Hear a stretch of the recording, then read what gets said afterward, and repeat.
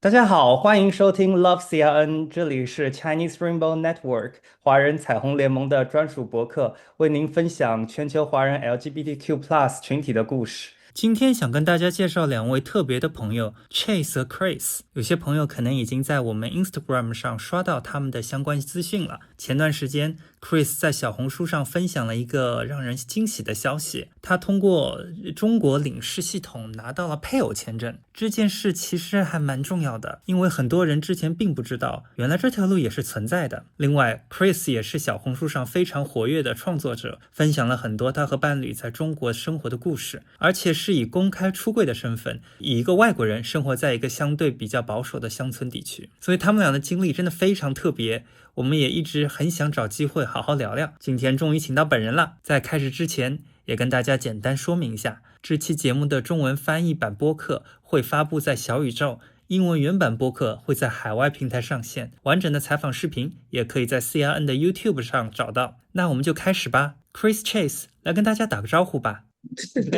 We're so excited to be here, and thank you so much for the opportunity to share our story. Always a question for couples is, how do you guys meet? Grindr or somewhere else?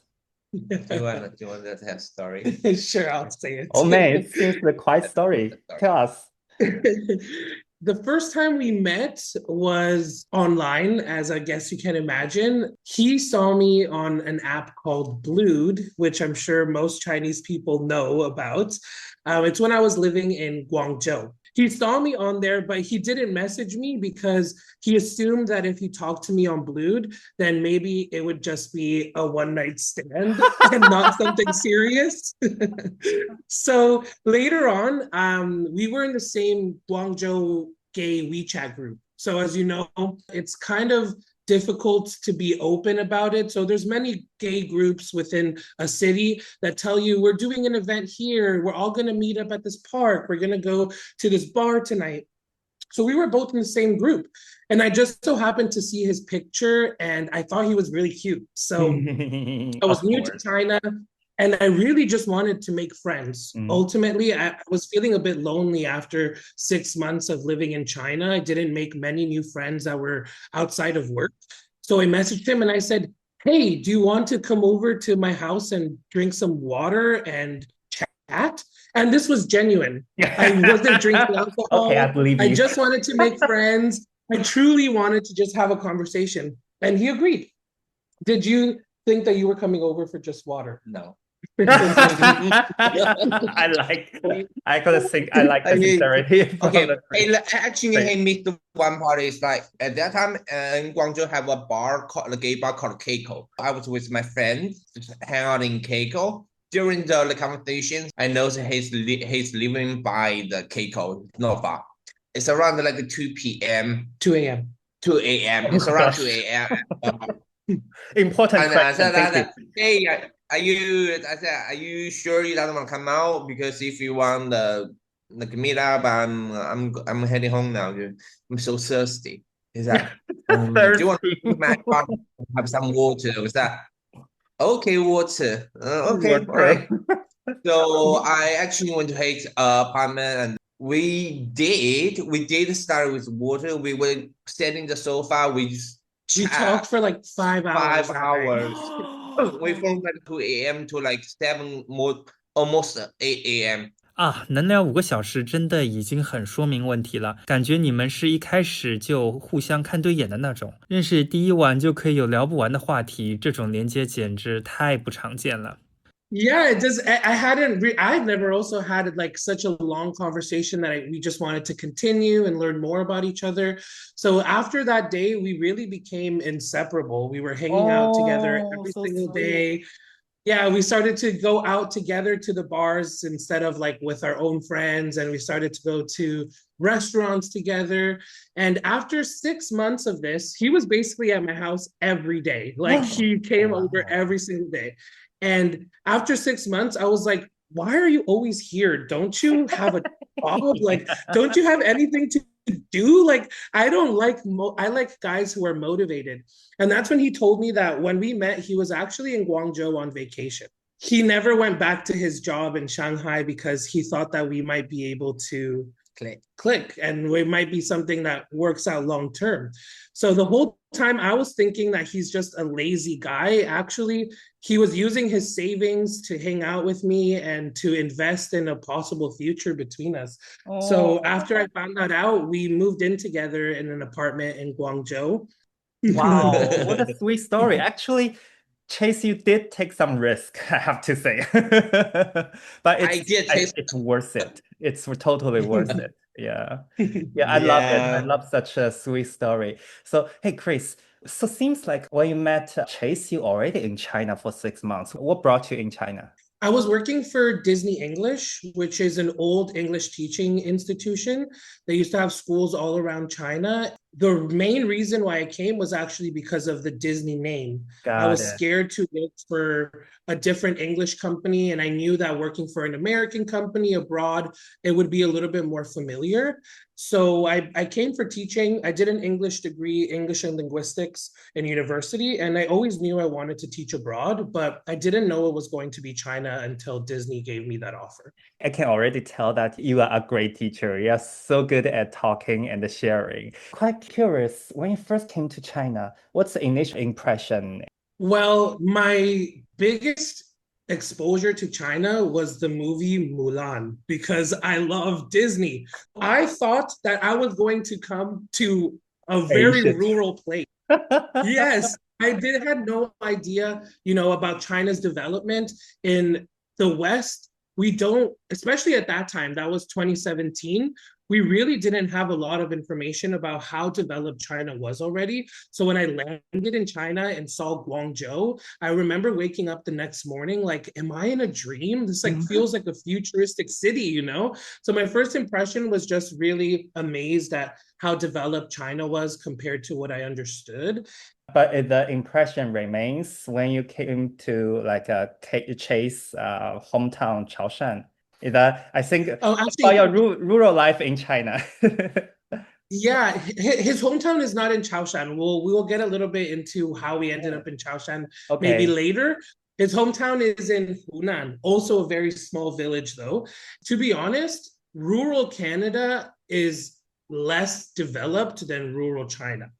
There are places in rural Canada where it's like the internet connection might not be that great, or there are places who depend on water in different ways than they do here in rural China. Everyone has water, everyone has electricity, everyone has Wi-Fi. There's even delivery services for your village, right? So I think that being in a rural place in China has also shown me that there is not just development in big cities. They also try and give a good standard of living to people who are living in rural communities. That's true. The infrastructure probably the major difference. Yeah.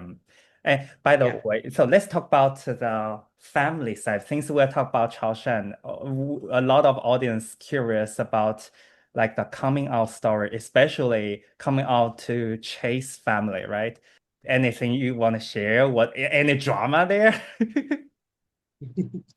It's not a big drama because I'm I think I will call myself a very smart guy because I always know what I want and I pursue what I want. So when I was in the middle school, I noticed that I'm slightly different. I attractive boys much more than girls. So when I was in the first year in university and that year, I just confirmed that I like boys. So did you come out before meeting Chris to your family or after? You came out before. Before. Oh, so you already set up a stage to your parents. Okay, that's great. And then so when I was in university first year in a summer holiday, and I went to my dad's workplace in Shanghai. One day, my dad said, "Oh, can I use your laptop?" I said, "Okay." I get into my room, and I search for gay porns, and live into the main page and then I pass my laptop to my dad, and your dad opened it, a big pop-up. Yeah, pop-up. Oh, what he set a trap where he didn't have to say it. They just knew it. So my dad knew it, and afterwards he said, "Do you want to explain anything?" I said, "I like guys." is that a problem? My dad didn't talk to me, so my dad told my mom, told my sister, and my mom was crying, but my sister was trying to convince me, are you just really like boys or just curious? I really like boys. My sister is like, she's a very understandable person, and my mom, she's fine. My dad was a little bit hardcore, but like 2 months later, he's fine. Things like they, yeah. Because he was trying to convince me, are you gonna get a baby in the future? Are you gonna have get married in the future? I was like, nope, no. I just tell them I'm a kind of like selfish in that side because I knew what I want. Like it's I'm not selfish. wasting my time, and I don't want to hurt another girl. Yeah. You have to be very clear about who you are. That's not really selfish. If you are actually not being who you are, that's selfish because you have to hurt other people, right? Yeah. Actually, your parents only 2 months. Have to say that your parents seems like they did a lot of homework on their end and eventually accept you. So when you bring Chris in front of them, what's their response? Oh, they loved him. They loved him. They love him more than they love me. Oh, that's a perfect scenario. That's a bad scenario. I'm glad that when we first met, I told him I want to start learning Chinese because he told me that his mom didn't speak English. So I'm glad that I took that seriously, and I know that communication is the only way to get someone to connect with you and to understand you. So I started learning Chinese right away. I started learning about family customs right away. So I feel like I was prepared to meet them, how not to embarrass myself, how to show them the type of person that I am and make the best impression that I could. And I think ever since then, whenever I spend time with his mom, I do my best to do what she would expect of any son who is coming into her family, and I think that she really appreciates that. You know, I can tell that the vibe you bring, Chris, that any parent will like you, so no doubt. Yeah. Chris, 你现在中文怎么样了？也许可以试试用中文回答这个问题。OK，我会说一点点，但是如果有东西是太难了，我不会说。我知道我的口音也是很美国的，但是我会听得懂很多。哦，其实已经很好了，流畅度真的不错。中文发音其实挺难的，这完全不影响交流，因为我能听懂你说的每一个词。所以我现在就有点好奇啊，谁教你最多呢？ Chase 吗？还是 Chase 的家人？还是你在用那个 Duolingo 自学？ Actually, I only took class when I was in Guangzhou for like 2 months. But soon after, when he found out how much I was paying for the classes, he said, no, I'll teach you. Faith has been my number one teacher. And with my first 4 years in China, because I was working in an English school, my Chinese was really, really bad. I couldn't speak Chinese at work. They encouraged us to only speak English in the classroom. All of my friends were foreigners. So I could really only get around with like ordering food and not ending up in the wrong place when I took a taxi anymore. But this year, since moving to Chaoshan, and because I don't work here, I just live my life, everything is in Chinese. So I feel like I've gotten much better with his family, especially. Here we live in Chaoshan. We live with my sister-in-law's husband's family. So they are from Hunan, but she married a man who is from Chaoshan. And they have a business here. And when we decided to move to China, we only wanted to move to spend time with our family, specifically our nieces, our 2 nieces. So when we decided to move here, we were unsure if we were going to live in our home in Hunan or if we were going to live here in Chaoshan. And my sister-in-law basically said, like, please just live in Chaoshan. We want you to be close to us. We want you to be easy to access. So our plan changed completely. They have this house here in my brother-in-law's ancestral home. They just built it, and they basically said, like, you know, it's fate. We built it in a time where you were moving, and we only come here on the weekend. So just live here, stay here so that we can see you at least once a week. And because they are always here, they always have so many friends who come here. Every weekend, it's like a party. Nobody really speaks English besides my sister-in-law. So my Chinese has improved a lot in 1 year. 虽然这个故事一开始是从学中文讲起的，但到最后我真的能感受到他们非常非常的爱你。那你现在算不算已经是当地的一个小明星了呢？就是那种大家一看到你就会认识你的那种感觉。Yeah, when I walk around, most people are like, oh, it's the little Canadian or it's the little foreigner. It's funny that they call me little when I'm like 189 centimeters tall and a very big guy. But yeah, they definitely appreciate having something different and someone who, you know, just tries their best to mix into the culture here. I shop at all the little shops. When I need like some vegetables, if it's not in the garden, I go to the lady down the street. On the weekend, there's a goose farm and we go buy goose from him. So they appreciate having something different that they probably were not used to or expecting to have in the village. 哦，那也太甜了吧！那么 Chase， 你是怎么看这件事情的呢？看起来你先生在你的朋友圈里，甚至在华人圈里都特别的受欢迎哎。That's totally fine with me. I'm a very chill person. He can shine. I just be there, and he will eventually come back to me. I love the confidence. He's a great talker, but I'm a great listener. So this what makes us like clap well. And he always shining, no matter in China or Canada or America. He always shining. But for me, I just go have fun.Chris 发光的地方不只是线下，其实线上也是一样，对吧？ Chris， 我知道你的小红书上面的内容越来越火爆，还收到一些邀请，比如一些公司甚至小红书官方也邀请你参加活动，是吧？你也收获了很多支持你的粉丝。哎，你是怎么看待这件事情呢？你现在是什么样的一种感受呢？ It's great. I mean, when I moved back to Canada the first time from China, that's when I started to post online because it was really hard to find a job. It was still during COVID. I felt like I was spending so much time scrolling on TikTok that I was like, why don't I just start posting myself? You know, I have an interesting life. I feel like I have a perspective that I can share with people. So since then, I have really learned how to not only share my voice, but understand what an audience wants to see.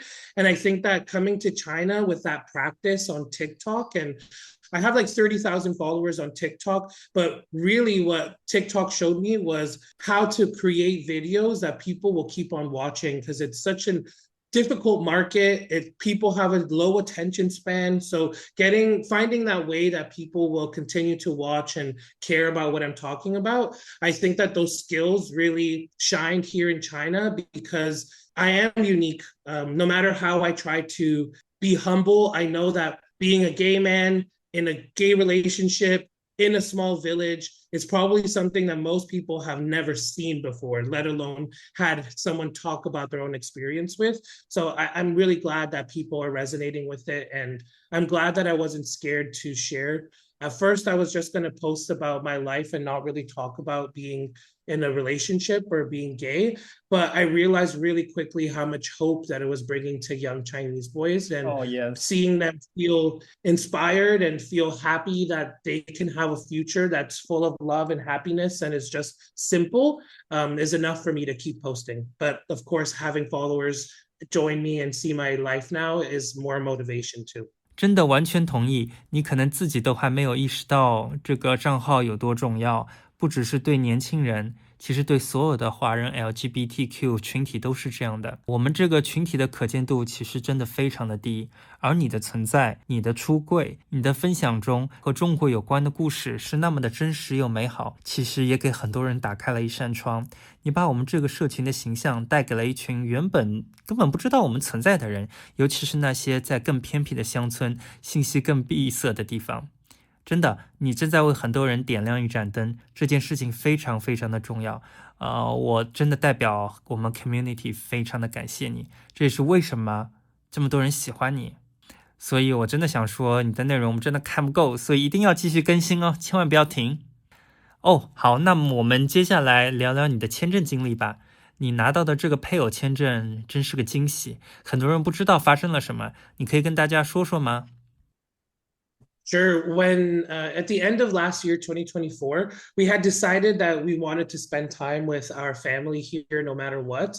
We had just spent 3 years in Canada after we moved there and got married there. OK，And we were living with my family the whole time. Basically, my parents didn't accept that we would move into an apartment because they were like, why? We have a house. We want to see you every day. Basically, the same thing that Chase's family did for us here, they did for us there. You know, we spent so much time together, and we felt like it was only fair to do the same here. So I went to apply for a tourist visa. We didn't know how long we would stay, but we knew, okay, I can get 6 months at a time. Let's go for 6 months and see your family and then come back to Canada. So when we went to go apply for the tourist visa, the invitation letter came from my sister-in-law. And in the invitation letter, it said, I will be responsible for my brother-in-law while he is in China.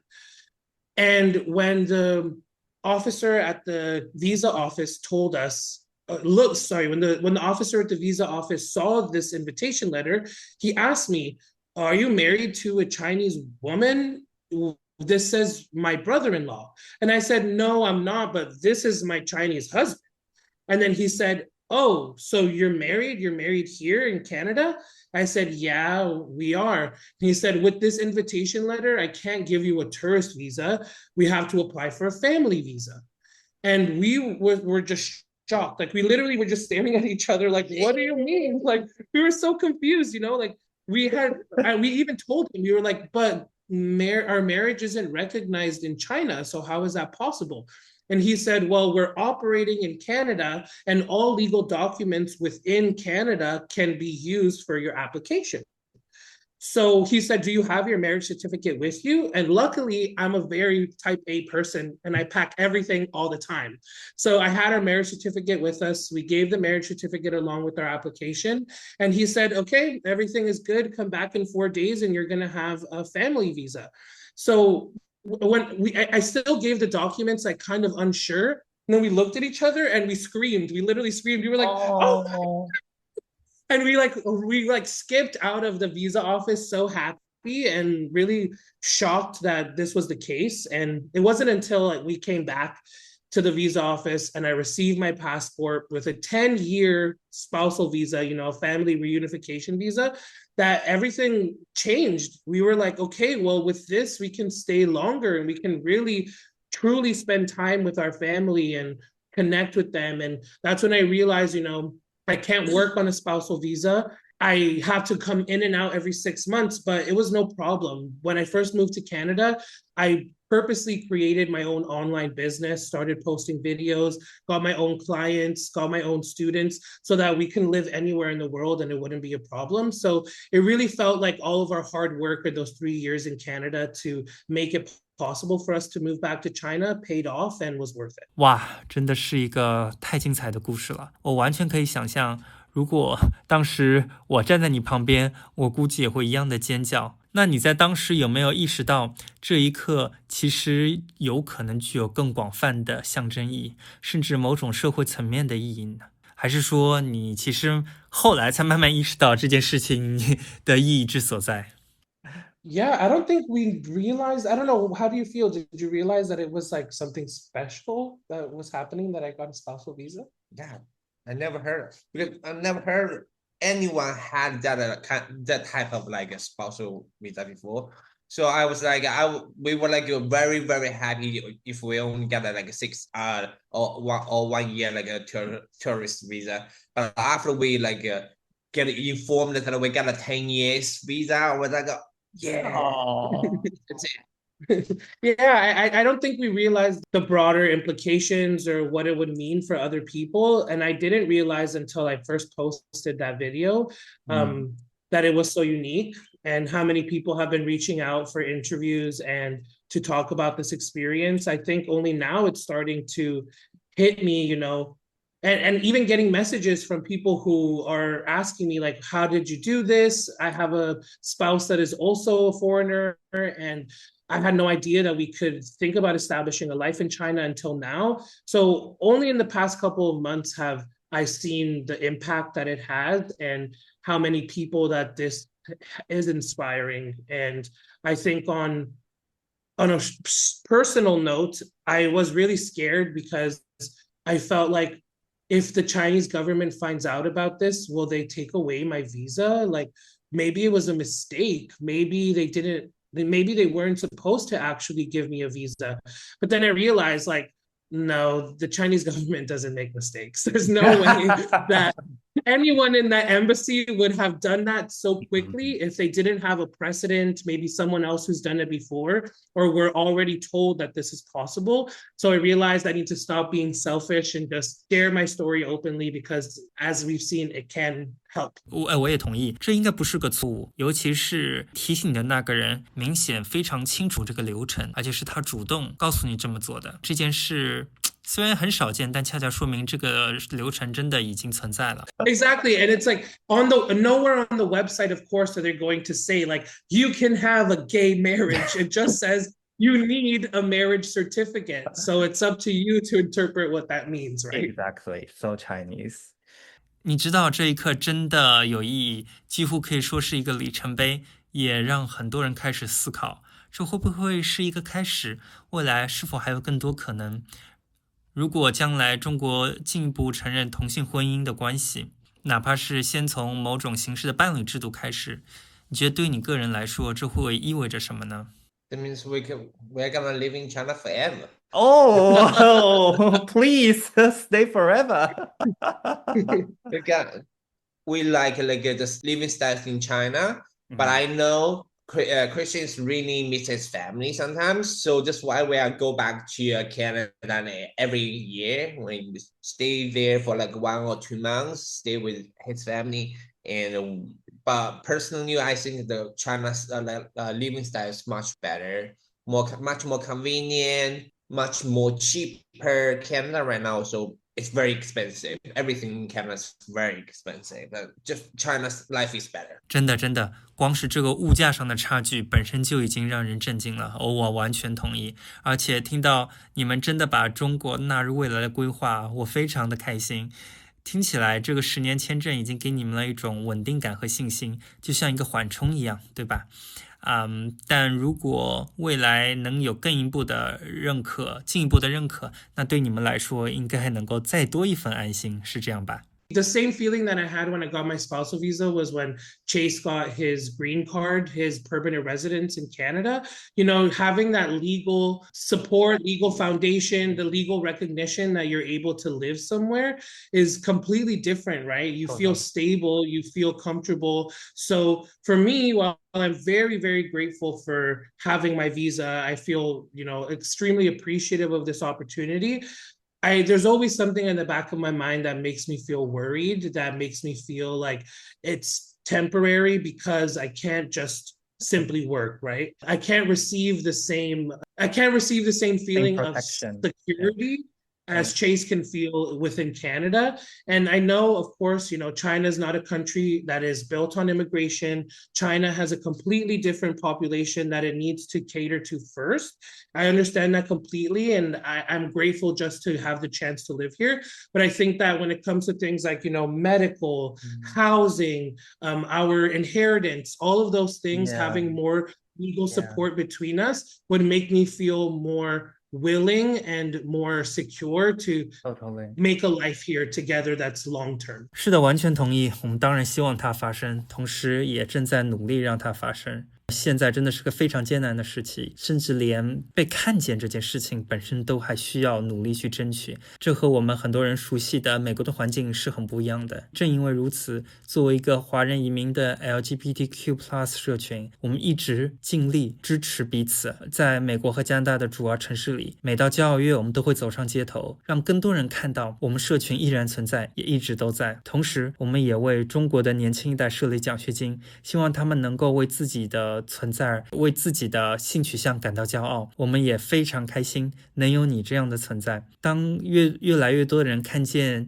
你，他们就会发现 LGBTQ 群体是多么鲜活、多么有趣、多么酷的，也代表着未来。只是还需要时间，现在只是个开始。对于中国华人 LGBTQ 群体来说，这段旅程其实还比较短，特别跟美国的平权运动比起来，但我们对未来充满信心，让我们一起努力吧。我始终相信大多数中国人本质上是善良的，很多时候并不是不接受，而是不了解，而一旦了解了，他们都会接纳。Yeah, like so many people we met had never met a gay couple, have never had gay friends, have never had a gay family member. But believe me, none of our friends here are gay. Everyone's straight and they love us. And, you know, they're happy to spend time with us. And really, most of them are just like, you know, I never had a gay friends before, but you guys are just normal people. I'm like, exactly our point. 我真的想给你们一个 high five， 你们做的太棒了，而且也非常非常的重要，对我们所有人都意义非凡。最后一个问题哦，我想请你们每个人分享一句话送给我们的社群，尤其是海外华人像跨族裔跨国伴侣以及年轻一代你最想对他们说什么？ For a couple, understanding and comprehension is very important. If you are single right now, enjoy your single time. Go have fun. If you're in a relationship, respect your partner and always supporting him is very important.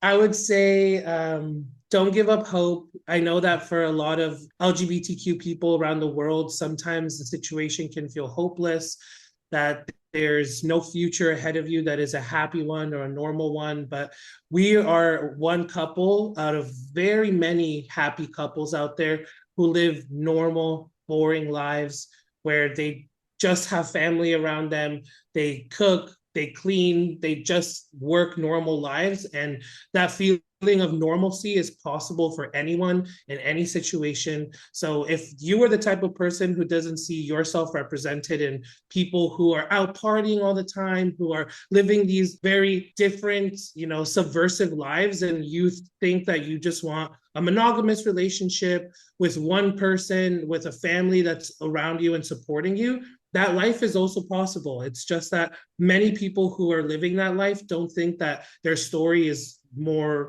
fun or interesting or worth sharing, but we're out here and a happy normal life is possible.